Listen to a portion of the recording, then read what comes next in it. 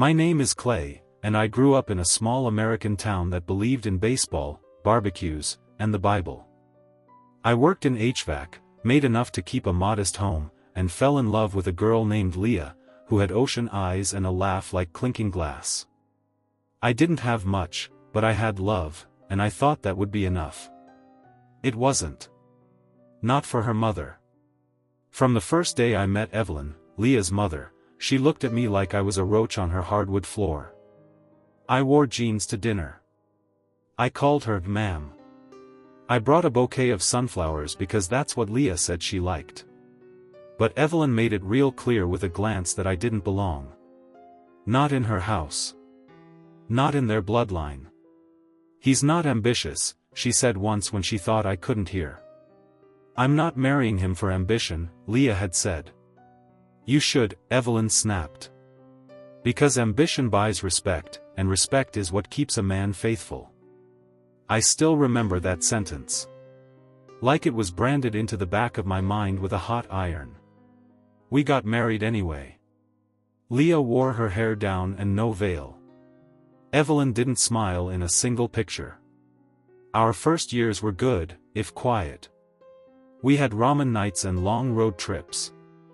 I'd take pictures of her when she didn't know, dancing in the kitchen light, her body smooth and lithe like poetry. I used to think that light loved her more than I did. It always found her, always made her look like something divine. But Evelyn stayed in our lives like mold in the corners of our ceiling. She called every day. Sometimes twice. Leah always answered. Always. You're young, I overheard one time when I came home early from a job. You deserve everything. Men owe you attention, gifts, passion. Don't settle.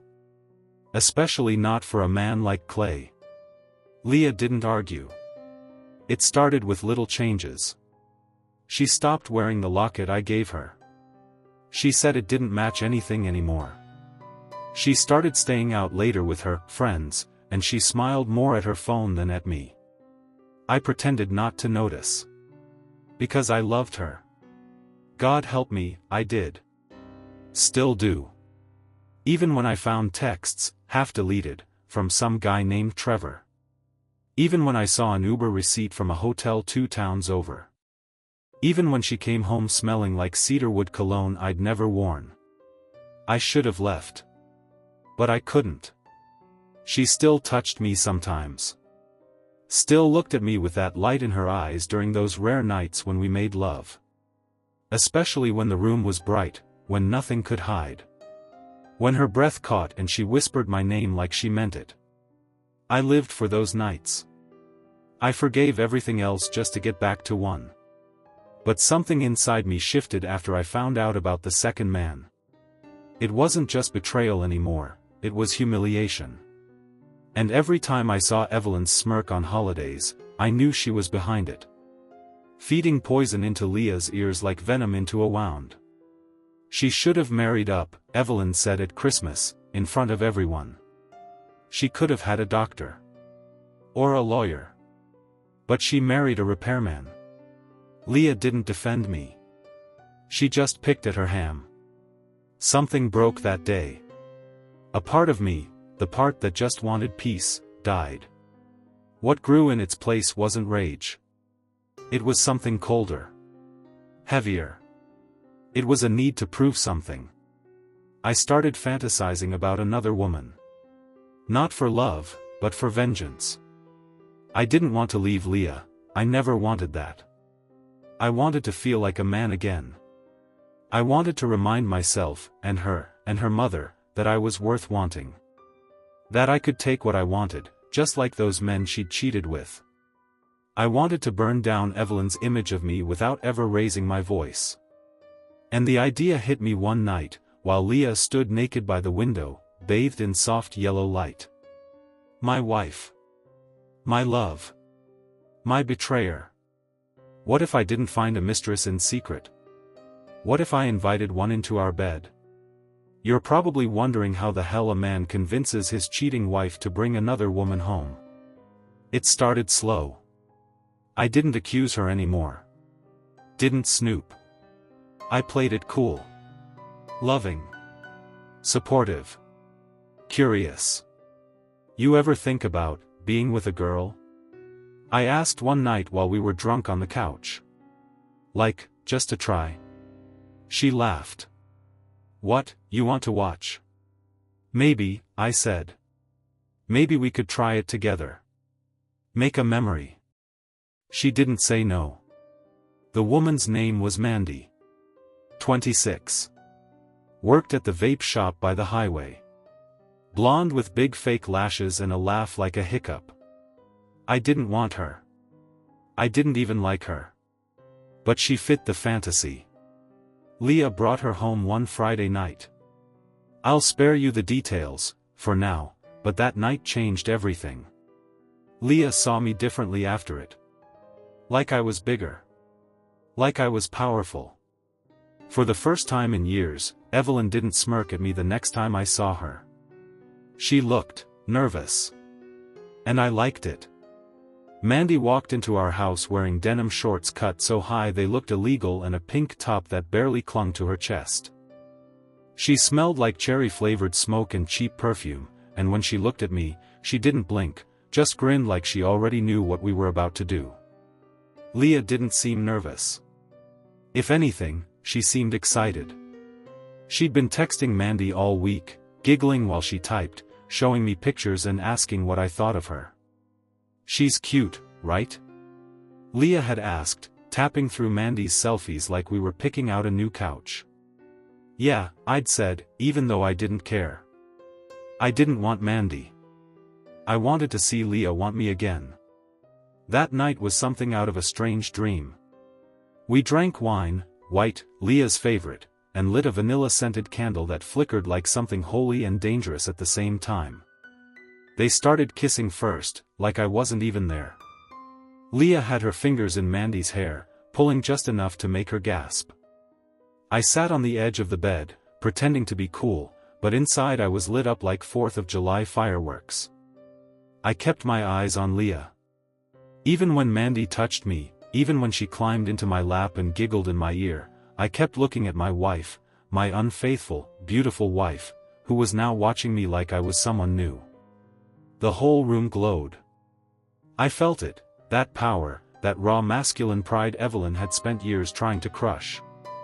That night, I wasn't some insecure loser or a dumb repairman who didn't deserve her daughter. I was the man both women wanted. In that light, I was something else. When it was over, Mandy crashed on the couch, half-naked and drunk on wine and lust. Leah and I lay side by side in bed, sweating and silent, staring at the ceiling fan as it spun slowly above us. Was it everything you imagined? She whispered. No, I said, turning my head toward her. It was better. She smiled, small and tired, but there was something in her eyes I hadn't seen in a long time. Respect. Maybe even admiration. And it hit me, I'd won something that night. Not just over Leah. Over Evelyn. The next morning, Evelyn showed up unannounced, as usual. She always came by on Saturdays, to check on Leah, like I wasn't capable of feeding her or keeping the house from burning down. I was in the kitchen making eggs when I heard the knock. Stay in bed, I told Leah. I got this. Evelyn stood on the porch wearing oversized sunglasses and a stiff gray blouse, lips pursed like a nun in a strip club. You're up early, she said, brushing past me like she owned the place. There's coffee, I offered. Or wine, if you want to keep the party going. She narrowed her eyes. What party? I didn't answer. I didn't need to. Because right then, Mandy walked into the kitchen, still in Leah's robe, hair messy, no shame in her bones, and grabbed a glass of water from the sink like she belonged. Morning, she mumbled to me. Then she looked Evelyn dead in the eye. Is this your mother-in-law? Evelyn froze. I smiled. Yep. Evelyn, meet Mandy. Mandy, Evelyn. Evelyn's mouth moved, but no sound came out. For the first time since I'd known her, the woman was speechless. She turned to Leah, who'd just wandered in, yawning and pulling her hair into a bun. "What the hell is going on?" Evelyn snapped. "We had a guest," Leah said with a shrug, kissing my cheek like it was any normal morning. "A guest?" Evelyn's voice pitched higher. "What kind of woman brings another girl into her bed? With her husband?" Leah's eyes flared. "You're the one who always said I should enjoy my youth." "I didn't mean like that." "Well," Leah said coldly, "I guess I found my own way to be happy." And just like that, the old balance was gone. Evelyn wasn't in control anymore. Not of Leah. Not of me. She left without finishing her coffee. That week, something changed between me and Leah. She looked at me longer. She touched me more. She even sent me dirty texts at work, something she hadn't done since our first year of marriage. But more than that, I felt free.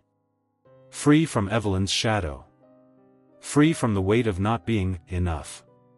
For the first time, I didn't feel like I was begging Leah to love me.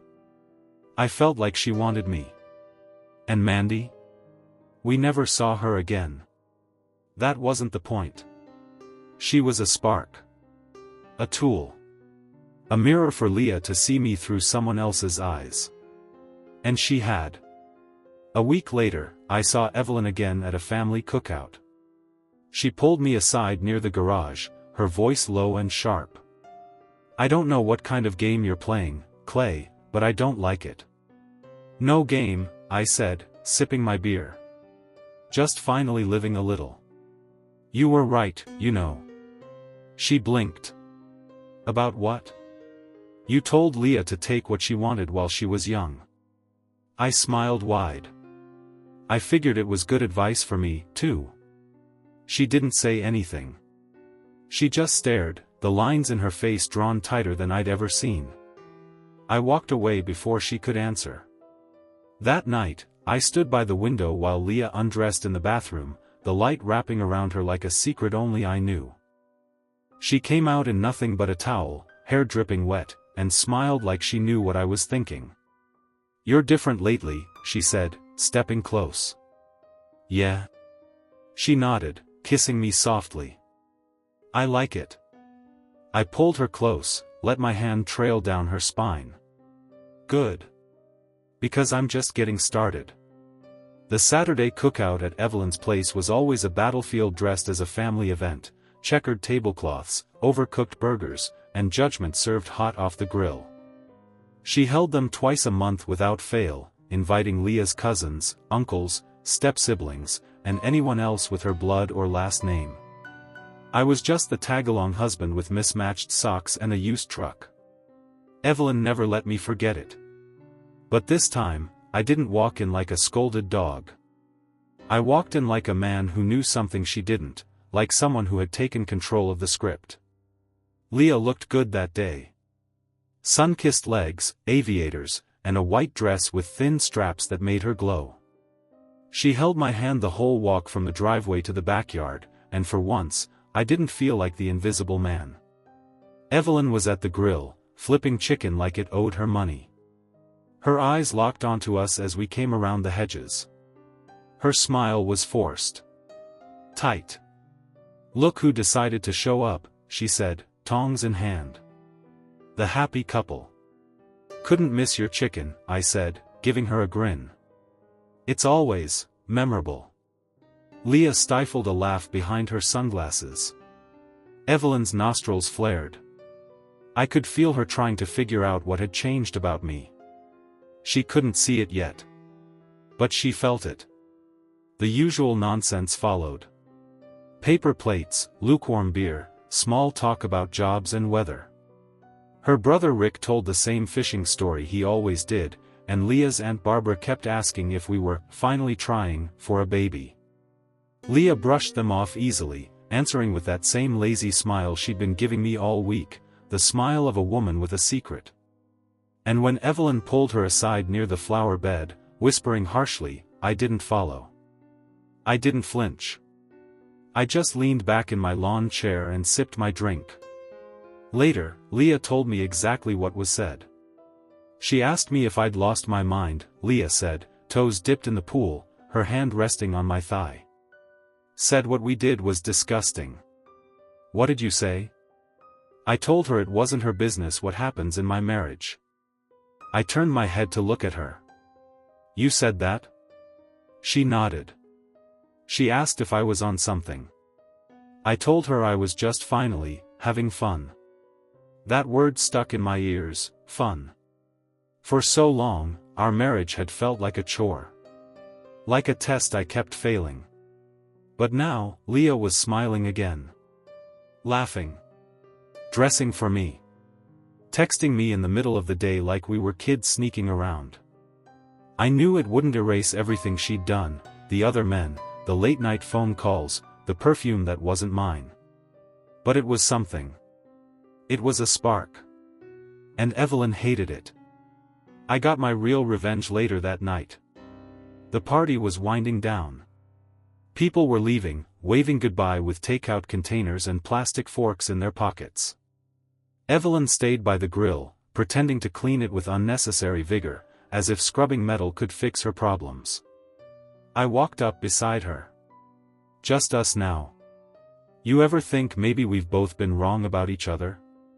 I said, slow and calm. She didn't look at me. I haven't been wrong. Sure you have, I said. You thought I was weak. Thought I'd crawl away and let you poison everything between me and Leah. She finally turned her head. You are weak. I smiled. Leah didn't think so last week. That hit her like a slap. I leaned closer, lowering my voice. She begged me not to stop. Right there in our bed. With Mandy watching.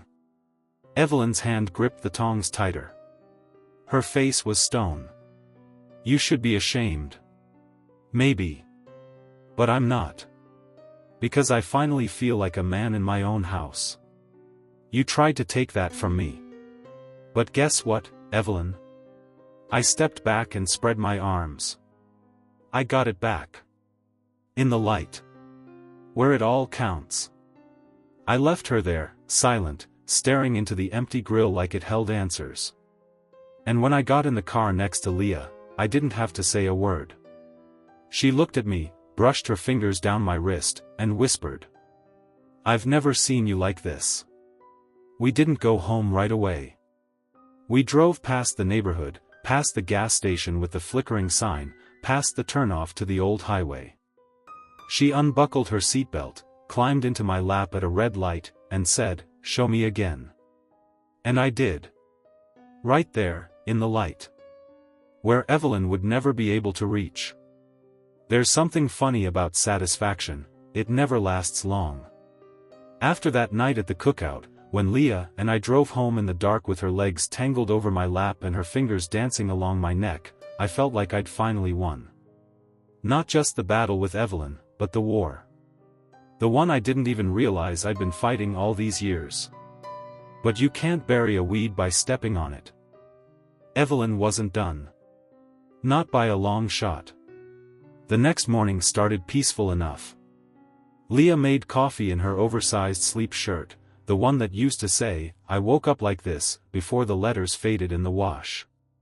She hummed some old R&B song as she poured my cup and sat across from me barefoot, tucking one leg under the other. "You okay?" she asked, resting her chin in her palm. "I am," I said. "Better than I've been in years." She smiled, but something flickered in her eyes. It was soft and brief, like a shadow passing through sunlight. I didn't ask what it was. I didn't want to ruin the peace. Evelyn called that afternoon. Of course she did. Leah had her on speaker, lounging on the couch, flipping through a magazine like she wasn't listening. "You're going to regret this," Evelyn said, voice tight, composed in that way people sound when they're barely holding in rage. "He's changed you." "No," Leah replied, lazily licking her fingertip to turn the page. "He brought me back." "You've lowered yourself, Leah. Letting him involve another woman like that? What kind of marriage is this?" The kind that's alive, Leah said. You wouldn't understand. I watched from the hallway, arms crossed, mouth shut. You're being used, Evelyn snapped. He's manipulating you into sin just to feel like a man. Leah laughed, loud and real. Funny. That's exactly what you said when I lost my virginity to the guy I dated in college. You never liked men having any say in my life. And I was right then, too. No, Mom, Leah said, standing up, voice hardening. You were bitter. And scared. And now you're old and alone, trying to puppeteer my life so you don't have to face what you never had. I'm not doing this anymore. Click. Just like that, Leah hung up. No tears. No hesitation. No looking back. But I didn't celebrate. Because I knew Evelyn.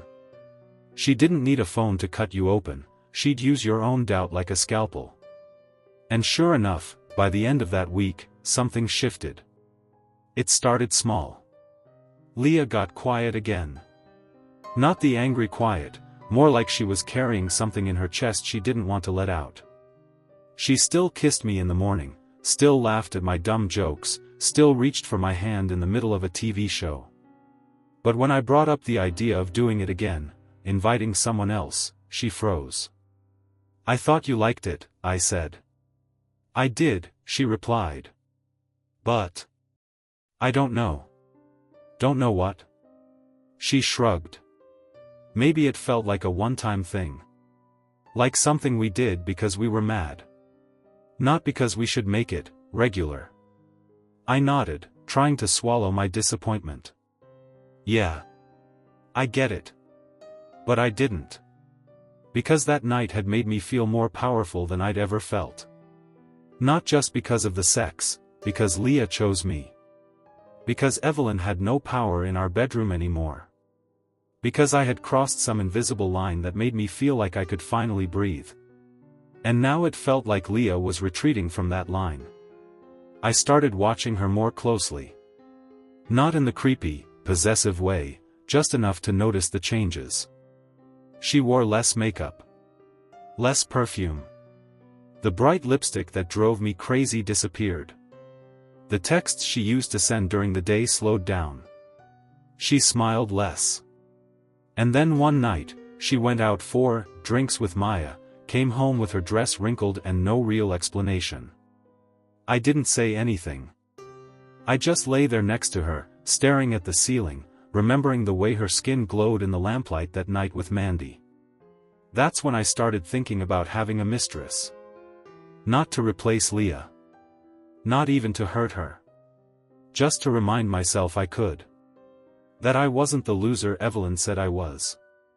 That I could still make someone's pulse quicken just by walking in a room. That I was still me. Her name was Roxy. I met her at the tire shop while waiting for my alignment to get done. She had curly red hair, boots scuffed at the toe, and a voice like smoke and honey. She wasn't subtle. You married? She asked after 5 minutes. Yeah. She leaned in, smiling. She doesn't mind? I didn't lie. She's complicated. Sounds like all the best women. We didn't sleep together. Not then. Not even after the second meeting, or the third. We just talked. Laughed. Swapped stories in the cab of her truck under neon lights while the world spun outside. With Roxy, I felt like I was 16 again. Brave. Charming. Capable of more than being some guy Evelyn could step on in her garden heels. But I didn't cross that line. Not yet. Because no matter how far Leah had drifted lately, I still loved her. Still dreamed about her in the light. Then came the envelope. It was plain. No return address. Just our name and mailbox number. Leah opened it before I could. Inside were photos. Grainy. Cheaply printed. But unmistakable. Roxy and me. Laughing at the tire shop. Leaning against her truck. One shot where she reached to touch my chin, right as I smiled. Leah stared at them like they were in a foreign language. Then she looked at me. "What is this?" she whispered. "Nothing happened. You smiled like that for her." She made me feel like a man. So did I. "You stopped," I said before I could help it. And just like that, Leah left the room. The silence after that was heavier than anything Evelyn ever said. It wasn't about the photos. It was about the truth that lived inside them. We were slipping again, slow, silent, deadly. And I knew if I didn't act fast, Evelyn would win after all. That night, I made a decision. No more halfway games. No more proving myself to Evelyn through shadows and whispers. I was going to show Leah the one thing I hadn't yet. That I'd fight for her. That I wanted her in the light. That no other woman, even one who made me feel brand new, could replace the fire she lit inside me. Even if Evelyn tried to drown it. Even if Leah wasn't sure anymore. Even if I had to do the unthinkable. When I woke up the next morning, the space beside me was cold. I reached across the sheets like a man hoping for a miracle, but all I found was emptiness. Leah was gone. Not just from the bed, but the house. Her purse was missing. Her perfume. Even the ring I gave her 7 years ago wasn't on the nightstand. I sat there, staring at the dent in the pillow where her head had rested, trying to figure out if I'd finally pushed her too far. I didn't go after her right away. Part of me figured she needed space. The other part figured she was at Evelyn's, getting filled back up with poison. But the biggest part of me? It knew what had to be done. No more pretending. No more smiling through clenched teeth. No more slow, quiet heartbreaks under my own roof. If Evelyn wanted a war, she was going to get one. I showered, shaved, threw on the cleanest jeans I had, and drove straight to Evelyn's house. Same white shutters. Same neatly trimmed bushes. Same birdbath in the yard that hadn't seen a bird since Obama was president. I parked at the curb and stared up at that porch like it was the gates of hell. She opened the door before I even knocked. "I figured you'd come," she said, lips pressed thin. "Where is she?" I asked. Evelyn stepped aside. "Inside. Packing her things." I walked through the door, and there Leah was, folding sweaters like we weren't falling apart. Like our marriage was just a drawer she was reorganizing. "You didn't come home," I said quietly. She kept folding. "You were with her." "I didn't touch her." "You wanted to." I looked at Evelyn standing behind me, arms crossed like a general. "Can we talk alone?" "She's staying here," Evelyn cut in. "She doesn't need to hear anything else from a man who chases younger women behind his wife's back." Leah didn't stop folding. But I saw it, her hands paused just a little too long on the hem of her blue sweater. I stepped closer. "Leah, you remember that night?" I said softly. "The light on your skin. The way you looked at me like I was the only man in the world." She glanced up. "That was real. And I know we've both messed up since then. But I didn't come here to beg. I came to remind you who we are without her. Don't you dare talk about me like I'm not standing right here," Evelyn snapped. "Why not?" I turned to her. "You've talked about me like I'm a dog for the last 10 years. "Because you are," she spat. "You're weak. Needy. You cling to my daughter because you know you're nothing without her." I stepped closer, voice low. "Then why are you so scared of losing her to me?" Evelyn blinked. "I'll tell you why," I said. "Because she chose me. Even when you told her she could do better. Even when you whispered in her ear that men owe her the world. She still picked me." Leah stood up, slowly. "Mom," she said. "Stop talking." Evelyn turned, stunned. Leah walked toward me. I'm not leaving him. But he. I know what he did, Leah cut in. I saw the photos. I know he got close to someone else. But I also know what I did. And what you did. You don't understand. No, Leah said. I finally do. She turned to me, eyes soft. You still want me? I never stopped. We left Evelyn's house that night like two soldiers walking off a battlefield. Neither of us said much on the drive home. We just held hands, the windows down, the wind washing us clean. But once we got home, everything changed. She pulled me into the bedroom and shut the door behind us. There was no music. No candles. No words. Just the sound of zippers and breathing and skin meeting skin. We didn't talk about the past. We didn't bring up Mandy, or Roxy, or the shame that clung to the corners of our bed. We just touched. Loved. Forgave. And when the light hit her just right, I remembered everything I'd ever wanted. Afterward, we lay tangled in each other, and Leah turned her head toward me. There's something I've been thinking about. Yeah? What if we tried it again? I blinked. You mean, with another girl? She nodded slowly. Not for revenge this time. Not for your ego. Not for my mother. Just because we want to. I stared at her for a long moment. You sure? I'm sure of one thing, she whispered, running her fingers down my chest. I never want to feel small again. And I never want to make you feel small, either. 3 weeks later, her name was Jo. A friend of a friend. Curvy, confident, all dimples and sass. We met at a small hotel outside town. Candles. Wine. No guilt. That night wasn't about fire. It was about heat, slow, building, real. And when it was over, Leah looked at me like she had that first night under the lamp. Like I was the only man who had ever truly seen her. The next day, we sent Evelyn a postcard. No words. Just a photo. Of us on the hotel balcony, half wrapped in each other, smiling like we'd survived the storm. And we had. I used to think peace was a quiet room, a calm morning, a day without screaming. But I've come to realize peace isn't the absence of chaos. It's the ability to live with it, and still breathe easy. After that night at the hotel, things changed between me and Leah. Not just physically. Emotionally. Spiritually.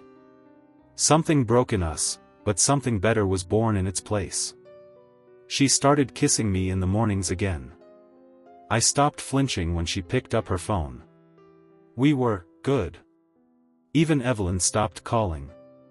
After the postcard, she went radio silent. And not just with me, Leah said she hadn't heard a word since. That alone felt like winning the lottery.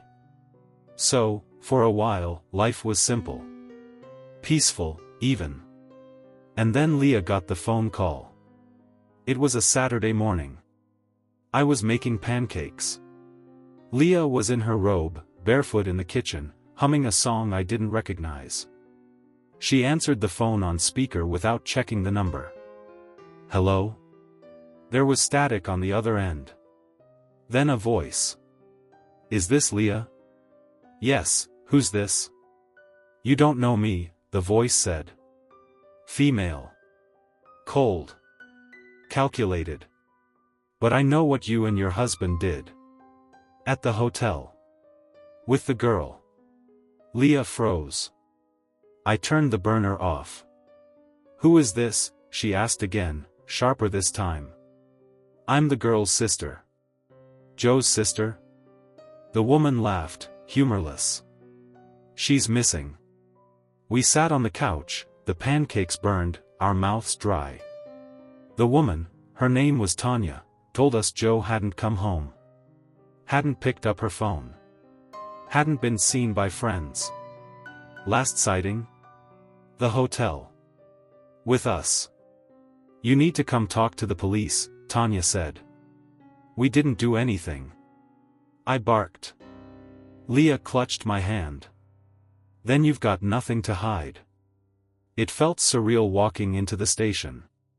We told the detectives everything.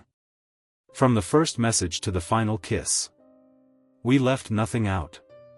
They kept asking the same question, did she say where she was going? No. She said she had a ride. She said she'd be fine. She wasn't fine. That night, Leah sat on the edge of the bed, head in her hands. Do you think something happened to her because of us? She whispered. No, I said, but my stomach was in knots. She was sweet. Kind. She didn't deserve this. I rubbed her back. We didn't do anything wrong. But it didn't matter. Because from that moment, everything went wrong. 2 days later, Joe's car was found abandoned behind a diner off the highway. Purse in the front seat. Shoes in the back. No blood. No signs of a struggle.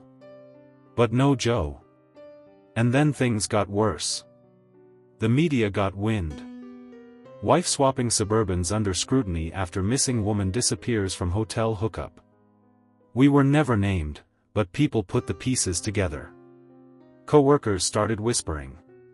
Leah's gym cancelled her membership. Then we got the letter. Typed. No return address. Just a single sheet of paper. You thought using people would make you feel powerful. Now feel what it's like to lose control. Leah didn't sleep for 3 nights after that. I started watching the street like a hawk, memorizing license plates. Every stranger felt like a threat. It didn't feel like revenge anymore. It felt like a curse. A week passed. Then another. And just when we thought it couldn't spiral further, Evelyn showed up at our door. I hadn't seen her in over a month. She looked thinner. Angry. But not at me. Can I come in? She asked. I stepped aside. She walked in like a lawyer entering a courtroom. You're being followed, she said without sitting. Leah stood up. What? I've been watching. 4 weeks. First for curiosity. Then concern. A white van. Tinted windows. Always down the block. Always pointed at your house. Why would you even? Because I still care about my daughter, Evelyn snapped. And me? I asked. She met my eyes. You've surprised me before. Don't ruin it now. That night, I called a private investigator. And the unexpected turn took a deeper dive. 2 days later, the PI came back with the plates on the van. It was registered to Tanya Fields, Joe's sister. Only problem? Joe didn't have a sister. Her real name was Joanna Reese. Parents were both dead. No siblings. Tanya wasn't a relative. She was a former foster sister. One who had a long history of manipulative behavior, and a recent arrest for harassment. Looks like she's playing you, the PI said. And possibly more. That night, I drove to Tanya's last known address. Alone. It was a dumpy little rental above a pawn shop.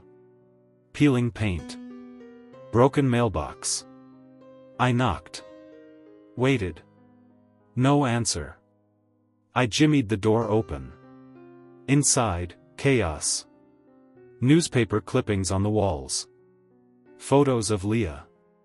Of me. Of Joe. Strings connecting them. A shrine of obsession. And on the desk? Joe's phone.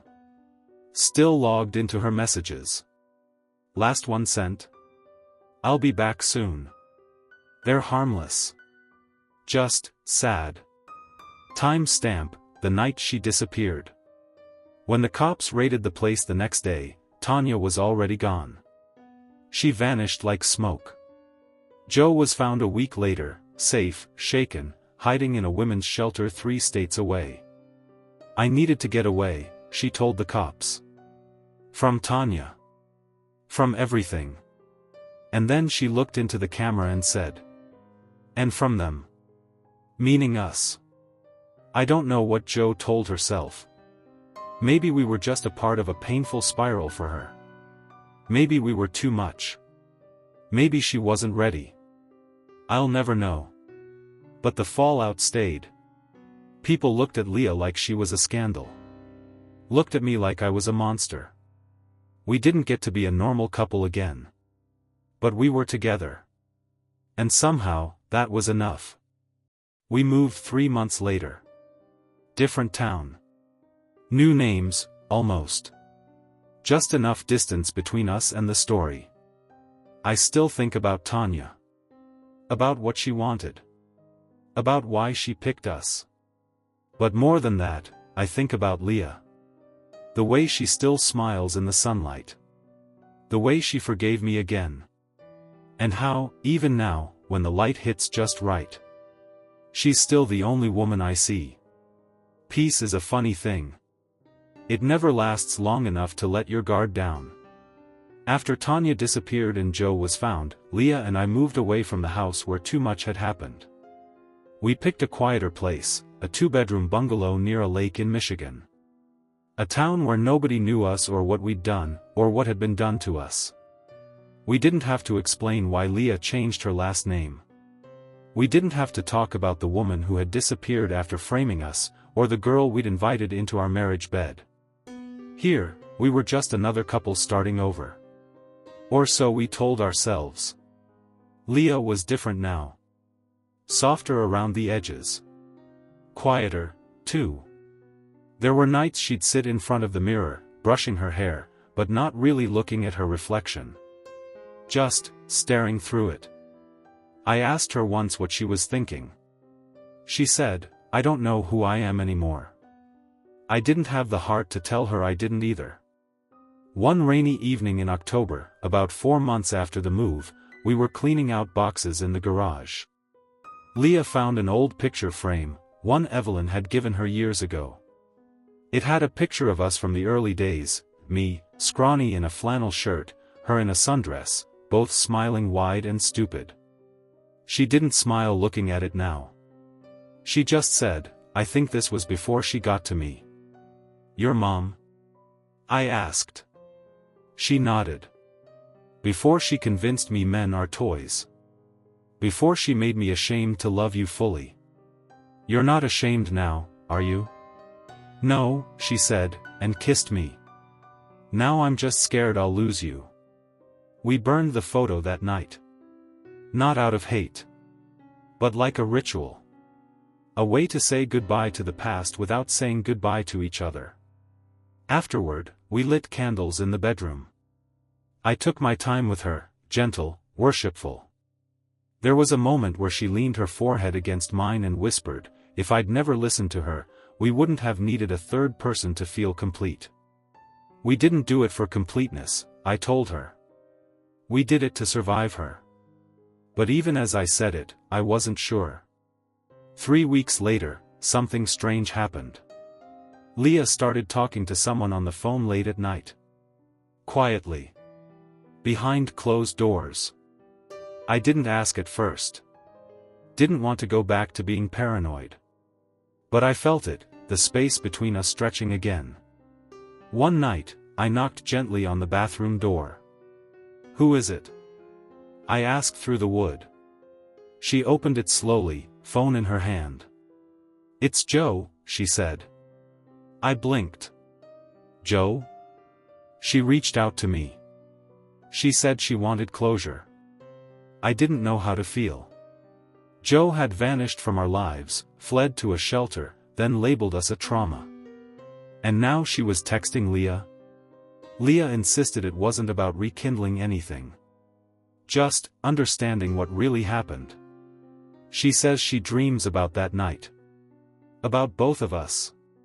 She said she's not scared anymore. "And how do you feel?" I asked. "Like. I'm looking in a mirror. And I see a different woman now." A week later, Joe came to visit. She looked older. More serious. But still beautiful in that effortless way she always had. She hugged Leah. Then looked at me and nodded. We sat on the porch and talked for hours. No accusations. No bitterness. Just three people trying to make sense of the storm we'd been in. When Joe finally stood to leave, she said something that caught me off guard. You know, I never felt used that night. I felt needed. That's why I ran. I didn't know how to carry that. Then she turned to Leah.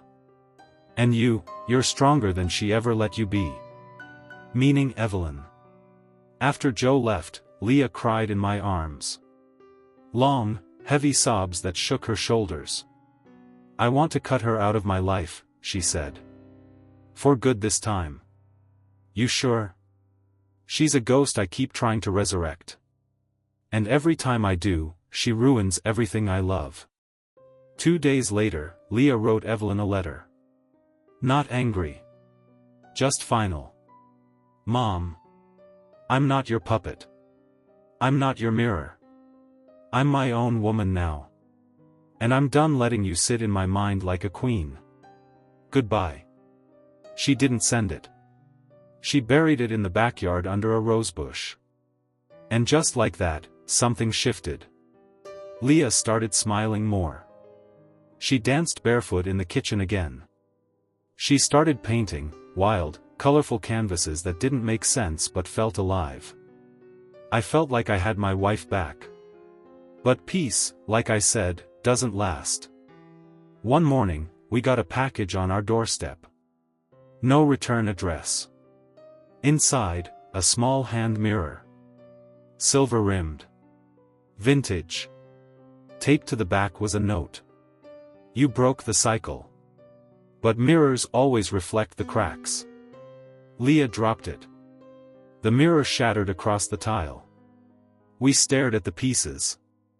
At our own broken faces staring back from the shards. That night, Leah didn't sleep. Neither did I. She asked me something I hadn't expected. Would you still want to be with me if I'd never changed? If I was still that girl who believed men owed her everything? I didn't answer right away. Then I said, no. I wouldn't want her. I'd pity her. She nodded. Then I'm glad I changed. And I held her like we were two people clinging to the edge of a cliff. Because maybe we were. The mirror was a warning. Or a message. We didn't know who sent it. Tanya? Evelyn? Someone else entirely? But whoever it was, they knew one thing: we'd been to the edge, and come back holding hands. And maybe that was the real revenge. Not against Evelyn. Not against Tanya. But against the story they tried to write for us. We didn't end in tragedy. We rewrote the ending. The mirror didn't come from a stranger. I knew that deep down. We never reported it. There was no point. The sheriff in our quiet lake town would have raised an eyebrow, taken notes, then told us to keep the door locked. But this wasn't just about locks. This was about someone reaching into our new life, tapping us on the shoulder, whispering, I'm still watching. Leah stopped painting after that. She'd sit in the living room for hours, lights on, as if afraid the dark might bring back a ghost. I started sleeping with a bat next to the bed again. We told ourselves we had nothing to fear. But fear doesn't ask permission. The turning point came one morning when Leah got a text. It was from a number she didn't recognize. I know what you buried. Her face went pale as she showed me. I didn't ask what it meant, I knew. The letter to her mother. Whoever it was hadn't dug it up, hadn't sent photos, but they knew. That night, I installed a camera on the back porch. Then another at the front gate. I even rigged a motion detector near the rosebush. I told myself it was just in case. But deep down, I knew we weren't done with this story. 2 nights later, the doorbell rang. Midnight. I looked at the screen from the porch cam. It was Evelyn. Hair grayer, body thinner, face tight with purpose. But it was her. Standing there like she'd never driven her daughter to madness. Like she'd never whispered poison into our lives for over a decade. Leah was asleep. I stood frozen, then quietly slipped out the back and circled around to meet her on the front lawn. "Why are you here?" I asked. Evelyn tilted her head, eyes gleaming in the porch light. "To talk." I didn't move. She looked past me, toward the house. "You know she's still broken, right? You didn't fix her. You just patched the surface. Get off our property. You think some little group fling and a few candles make you a man now? That you've outgrown your insecurities?" She smirked. "You're still that little boy desperate to be loved by a woman who looks down on you." I clenched my fists, but said nothing. "You want to protect her?" Evelyn continued. "Tell her I came by. And I'll be back." Leah didn't speak for a long time after I told her. Just nodded and stared out the window, her fingers clutching the hem of her robe. "I should have known," she whispered. "She always comes back. Like mold in the corners." "She won't touch you," I said. Leah looked at me then, like she was waking up from a bad dream. "No," she said, "she won't. Because this time, we finish it." The next night, we invited her in. Yes, invited. Leah texted her from a new number. Told her we wanted to talk, that we were finally ready to listen to her terms. It was bait, and Evelyn couldn't resist bait.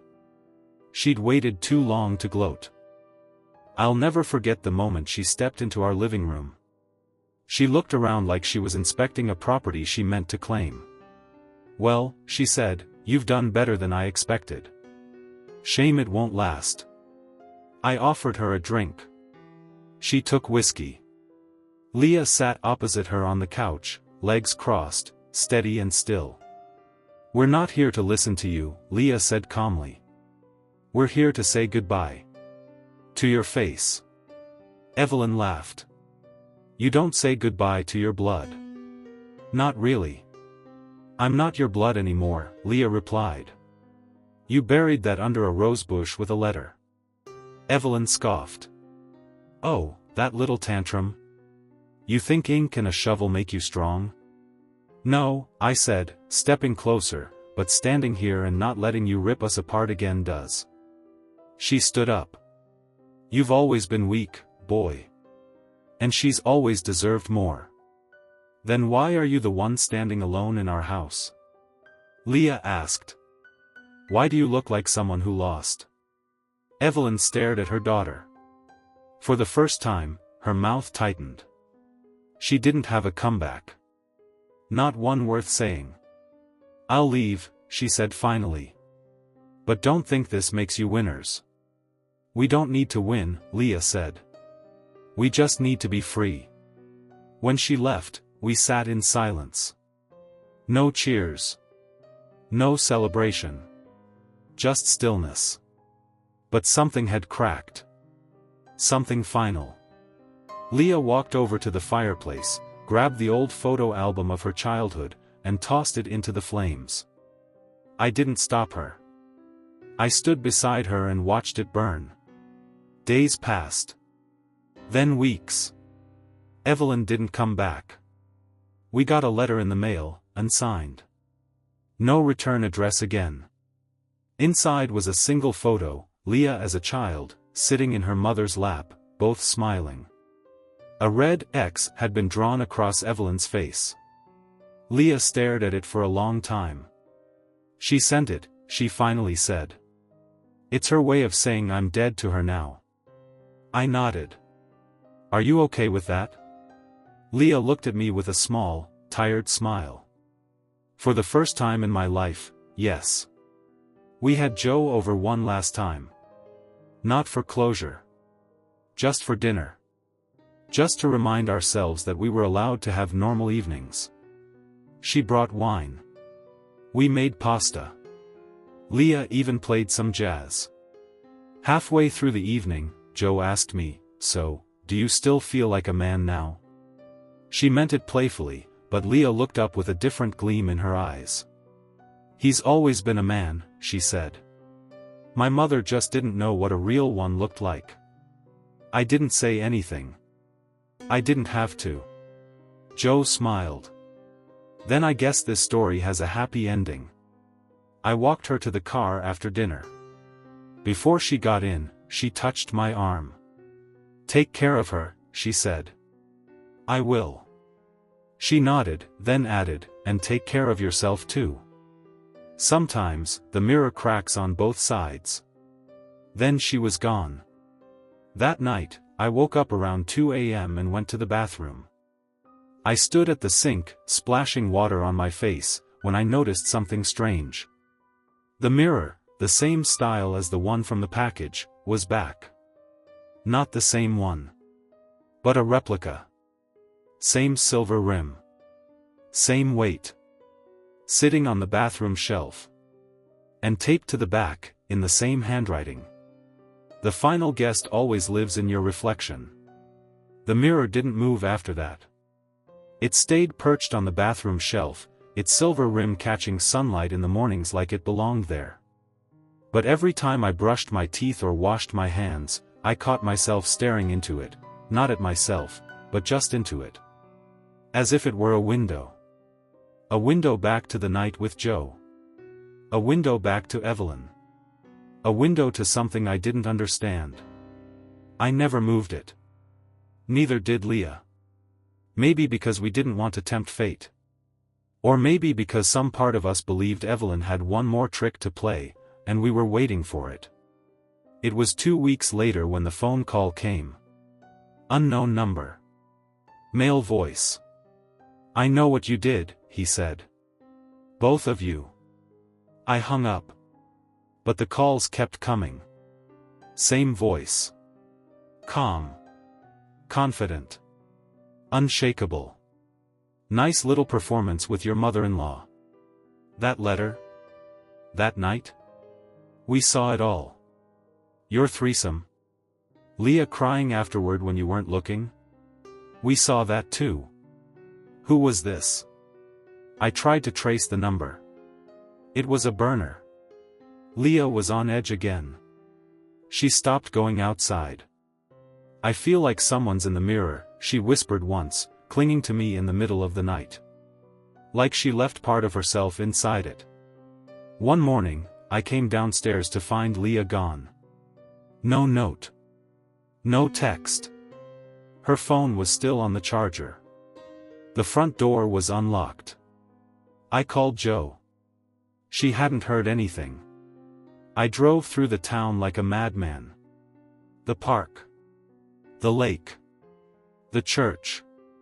Even Evelyn's old address, though it had been sold months ago. Nothing. Then I saw it.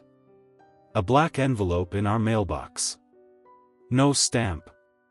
Just taped there. Inside, a photo. Leah, tied to a chair. Blindfolded. And standing behind her. Evelyn. Still alive. Still watching. And smiling. I don't remember driving. I barely remember breathing. I just followed the clues from the envelope, an address scribbled in lipstick on the back. An abandoned motel 20 miles north. Off Route 7, the one we swore we'd never take after the accident years ago.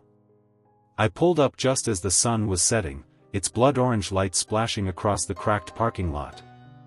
Room 14. I pushed the door open. And there she was. Leah. But she wasn't tied up anymore. She was standing in the center of the room, in that silk robe she wore the night we brought Joe home. And behind her, Evelyn. Only, not quite. "I'm proud of you," Evelyn said softly. But the voice, it was coming from Leah. I blinked. Stumbled back. "What?" Leah smiled. But it wasn't her smile. "Don't you get it?" she said, stepping toward me. You were never supposed to win. That's the point. I looked at Evelyn, silent, slumped in a chair in the corner. Eyes glassy. Lifeless. She's been dead for weeks, Leah said. I buried her behind the studio. But some things don't die right. Some things get inside you. I stammered. You said she was gone. You burned her photo. I lied, Leah whispered. Because I needed her. To finish it. She moved closer. I couldn't move. My knees locked. She told me men were weak. I wanted to believe she was wrong. That you were different. That you loved me for me. I do, I said. Leah, But you wanted a mistress, she said, voice breaking into a dark little laugh. You wanted to use me to prove something to her. No. You said yes to a threesome, she spat. Not because you loved me. But because you wanted revenge. And I let you do it. I let you believe you'd won. My mouth went dry. She was right. You're not a man. You're a boy. Playing with mirrors. I don't remember how I got out. The next thing I knew, I was back in our house. Alone. No Leah. No Evelyn. The mirror was gone. The only thing left was a sticky note taped to the fridge. One word, reflection. A week passed. Then two. The police found nothing. Not Evelyn's body. Not Leah. Not even the motel. Room 14 had apparently burned down the year before. I went through the motions of life like a ghost. Waking. Eating. Sleeping. Trying to forget that I might have dreamed the whole thing. But then, one night, while brushing my teeth, I saw it. The mirror. Back on the shelf. No note. No tape. Just one small difference. Now, when I looked into it, I didn't see myself. I saw Leah. Smiling. And behind her, Evelyn.